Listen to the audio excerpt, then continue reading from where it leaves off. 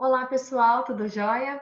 Bom, então, como nessa semana nós não vamos ter a nossa aula, né? A nossa aula ao vivo, na quarta-feira, porque é feriado, aniversário da cidade, eu resolvi fazer uma lista, de exercícios complementares para vocês estarem retomando o conteúdo para fazer o simulado. E essa videoaula é a correção dessa lista que eu deixei para vocês lá no Schools, tá certo? Bom, eu vou compartilhar a lista aqui e aí nós vamos fazer a correção juntos, beleza? Bom, a primeira pergunta era o seguinte: a propriedade de captar vida na luz que as plantas apresentam se deve à capacidade de utilizar a energia luminosa para a síntese de alimento. A organela 1, onde ocorre esse processo 2, contém o pigmento 3, capaz de captar energia luminosa, que é posteriormente transformada em energia química 4. Quais são as palavras que preenchem, né, melhor esses itens? Bom, se nós estamos falando de fotossíntese, então o processo 2 é fotossíntese. A organela onde acontece isso é o cloroplasto. Então, número 1, cloroplasto, número 2, fotossíntese. Depois ele fala do pigmento que é responsável por essa captação de energia luminosa, que é a clorofila, certo? E por último ele fala da energia química, o que é produzido na fotossíntese, nós sabemos então que é a glicose. Na número 2, ele fala o seguinte: apresente as principais diferenças entre as duas fases da fotossíntese. Nós vimos que uma parte da fotossíntese acontece durante o dia, na fase fotoquímica, né? Ou fotótica, enfim, que tem luz, e outra parte acontece durante a noite, que é a parte química da fotossíntese, certo? Então, eu vou compartilhar aqui com vocês um dos slides que nós vimos durante a aula, que traz exatamente essa diferença. Então vamos lá. Ó, a fase clara, né, que é chamada de fotoquímica, ela acontece com a fotólise da água, que é a quebra da água, e com isso a liberação do oxigênio. Ela acontece com a produção do NADPH, a partir do NADP, juntamente com a captação dos elétrons pela luz, e aí junto com esses elétrons de H+, a produção também do ATP, e ela ocorre no tilacoide, que são aquelas dobras das membranas internas do cloroplasto. Já a fase escura, que é chamada de ciclo de Calvin ou fase química, né? Ela acontece com a produção da glicose a partir da ribulose, tá? Que é um açúcar também, só que tem 5 carbonos. Ele vai se juntar com o gás carbônico que a planta retira do ambiente, mais hidrogênio, né? Esses hidrogênios que foram soltos ali na fotólise da água, e o ATP. Então, gasta-se energia nessa fase. E aí, a partir de tudo isso, vai ser formada a glicose. Esse ATP ele vai ser quebrado, e aí desse ATP vão ser liberados os ADPs e os fosfatos. E o NADPH+, ou NADPH2, tanto faz, ele vai ser também desmembrado, vão ser liberados esses elétrons. Então, vai voltar a ser NADP e o H+, tá certo? Essas que são as grandes diferenças. A próxima questão está falando o seguinte: cite as principais características gerais das briófitas. O que é importante a gente lembrar de briófitas? Briófitas, elas são plantas que gostam de ambiente sombreado, né? Então, assim, ó, o que eu linkaria de coisas mais importantes? São umbrófitas, tá certo? Não tem folha, raiz e caules verdadeiros. Desculpa, eu tô falando aqui, tô falando. Então, vamos lá. São umbrófitas, tá certo? Criptógamas, que é sem flor, sem fruto, sem semente, tá certo? Uma coisa bastante importante é que as briófitas, a parte duradoura, a fase duradoura do ciclo de vida delas é o gametófito. Ao contrário de todos os outros grupos de planta, ao contrário de pteridófitas, gimno e angiospermas, as briófitas, a fase duradoura é o gametófito. Então, a estrutura que nós vemos quando a gente acha um musgo é o gametófito. O esporófito, ele tem vida curta, inclusive ele nem é fotossintetizante, tá? Ele utiliza reserva do gametófito. Então, ele só vai aparecer na fase reprodutora, no gametófito feminino, no gametófito masculino ele nem vai aparecer. Então, a gente tem essas características. Eu vou repetir aqui, ó. Assim, pluricelulares, eucariotas, é para todas as plantas, né? Então, são plantas de pequeno porte, tá bom? Não tem vasos condutores, não tem tecido condutor, são avasculares, são as únicas avasculares também, são criptógamas, são umbrófitas e são as únicas que têm a parte duradoura do ciclo reprodutivo, sendo o gametófito ao invés do esporófito, tá?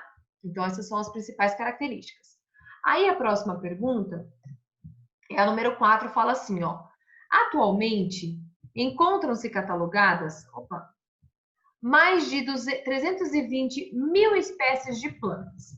Algumas de estruturas relativamente simples, como os musgos, que a gente acabou de falar, e outras de organizações corporais complexas, como as árvores. Assim sendo, a alternativa que melhor explica a classificação dos vegetais é... Então, vamos falar de todos os grupos de vegetais e ver se eles estão falando corretamente, tá? Começando por gimnospermas. Plantas avasculares, pode parar. A única avascular, esse A significa não, então não tem vasos condutores. São as briófitas, nem precisa terminar de ler. Letra B. As briófitas, plantas de pequeno porte, vasculares, não, elas são avasculares. Pode parar de ler. Letra C. Angiospermas. Plantas cujas sementes não se encontram no interior de frutos. É justamente o contrário, né? Angiospermas que são caracterizadas por terem frutos. Então, tá errado. Letra D. Gimnospermas de novo. Avasculares, pode parar de ler. Tá errado. Deixa eu só ver se o resto estaria certo, tá? Possui somente raízes caule e plantas de pequeno porte. Não. Então, a letra E, que é a correta, pteridófitas, que são as samambaias, plantas vasculares, sem flores, apresentam raiz, caule e folhas, possuem maior porte do que as briófitas, exemplo, samambaias. Perfeita. Letra E de elefante. A número 5 está falando o seguinte: faça um esquema do ciclo de reprodução das pteridófitas. Então, eu vou abrir aqui de novo aquele PowerPoint que nós utilizamos na aula, que inclusive está lá no Schools para vocês, tá? Então, tá aqui, ó, pteridófitas. O que é importante a gente saber do ciclo reprodutivo das pteridófitas? Que elas têm um gametófito chamado de protalo, que é em formato de coração. E outra coisa que é importante a gente saber é que ela tem os soros. Então, embaixo, na parte inferior da folha, nós vamos ter esses esporângilos, né? Que vão ser produtores dos esporos. Esses esporângilos são chamados de soros, tá bom? Que são essas bolinhas pretas. Bom, e aí o que acontece? Os gametas se encontram, ocorre a fecundação e é formado o zigoto. A partir de várias mitoses é formado o esporófito, tá? Que é então 2N, porque ele veio lá do zigoto. A partir da meiose, esse esporófito ele vai formar esporos, certo? E aí esses esporos vão ser dispersados no ambiente e em condições favoráveis, eles vão sofrer mitoses e aí vão gerar o gametófito, que vai produzir, através de mitose, os gametas e assim o ciclo recomeça. Lembrando que a partir daqui, a fase duradoura é o esporófito, tá certo?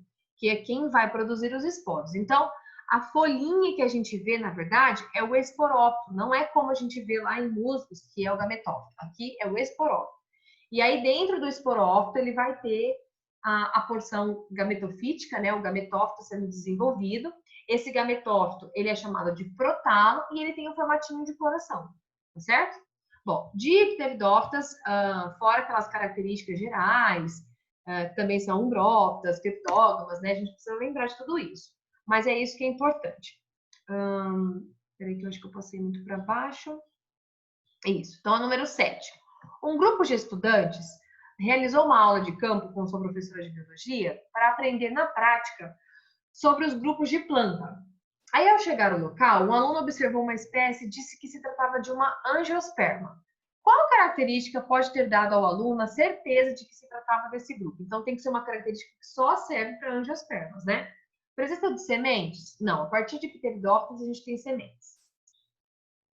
Desculpa, de gimnospermas. Presença de vasos condutores, o que garante que essas plantas sejam maiores? A gente tem vasos condutores desde pteridófitos, então não. Letra C. Presença de folhas e outros órgãos com tecidos verdadeiros? Não. Os tecidos verdadeiros, folha, raiz e caule, eles vão aparecer também desde pteridófitos, tá? Presença de frutos envolvendo a semente? Exatamente essa característica. Somente as angiospermas que têm o fruto, tá certo?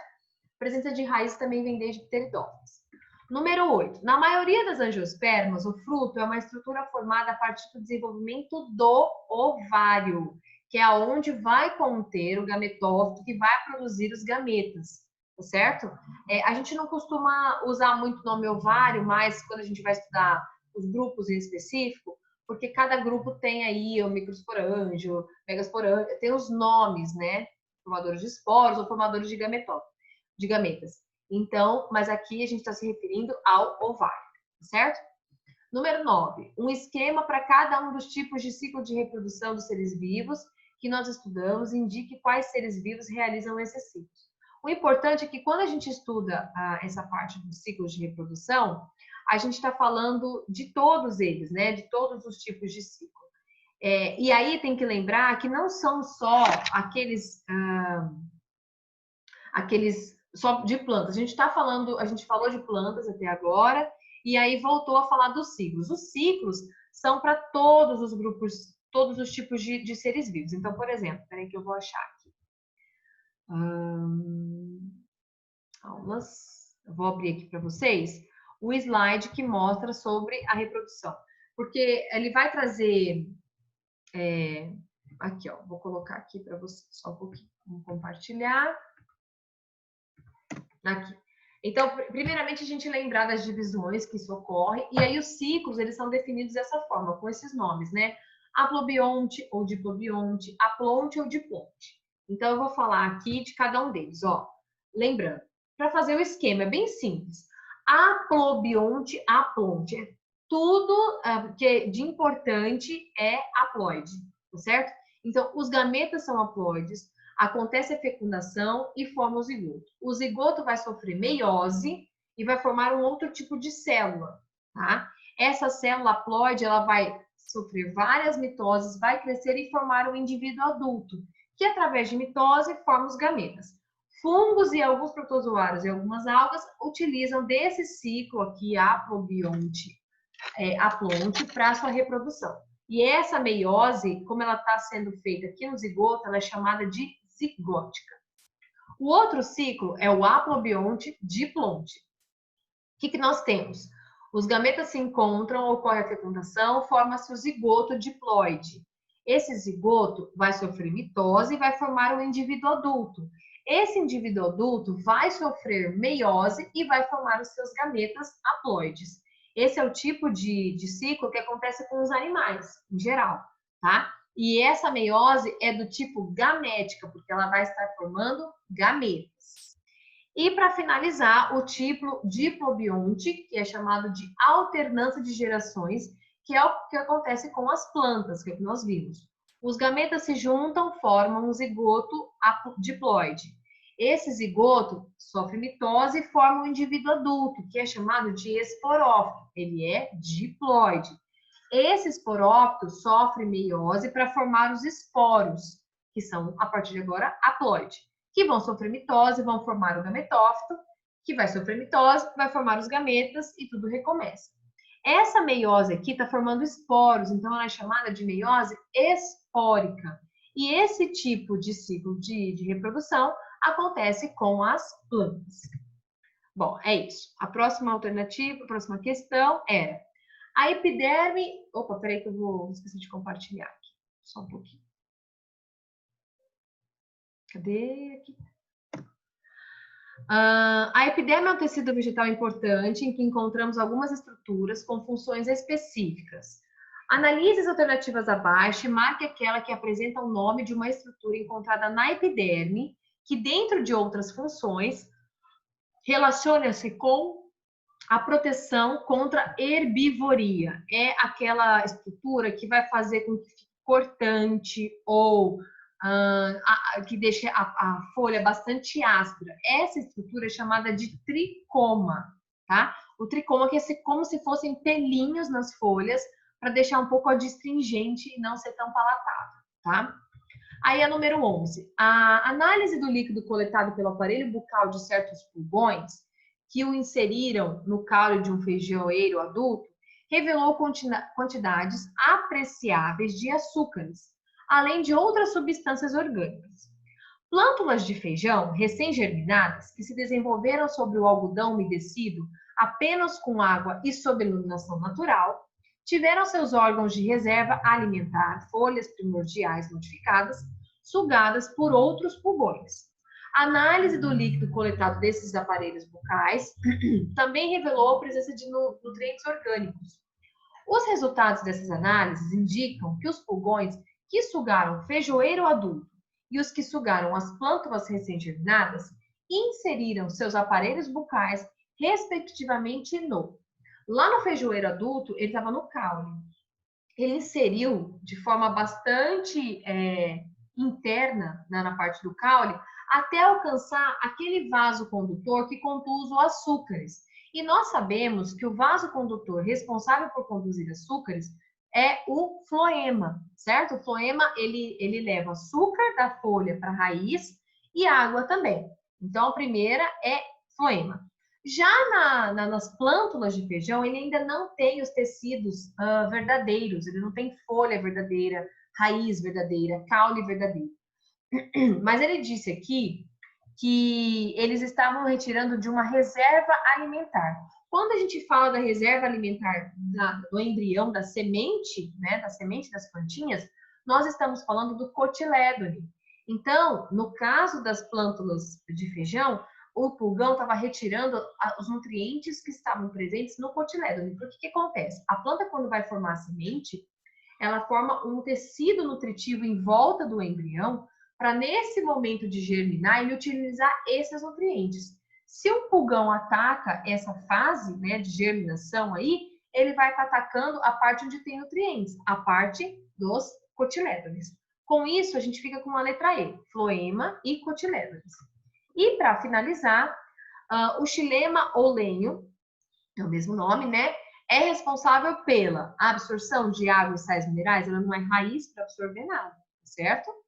Pela condução de substâncias orgânicas liberadas pelo órgão de reserva? Não, ela não pega de órgão de reserva, não. Pelo transporte e pela distribuição de água e nutrientes minerais? Exatamente. Enquanto o floema leva açúcar e água, o xilema leva água e sais minerais, tá? Que são esses nutrientes aí. Aí, por último, ele falou transporte e distribuição de alimentos orgânicos, não. E transporte de água e alimentos orgânicos sintetizados na folha, não. O xilema vai da raiz para a folha e o floema da folha para a raiz, tá certo? Bom, pessoal, eu espero ter ajudado, né, nessa revisãozinha bem básica para vocês realizarem o simulado. E então a gente se vê na nossa próxima aula, que é dia 2 de setembro, tá certo? Um beijão, até mais.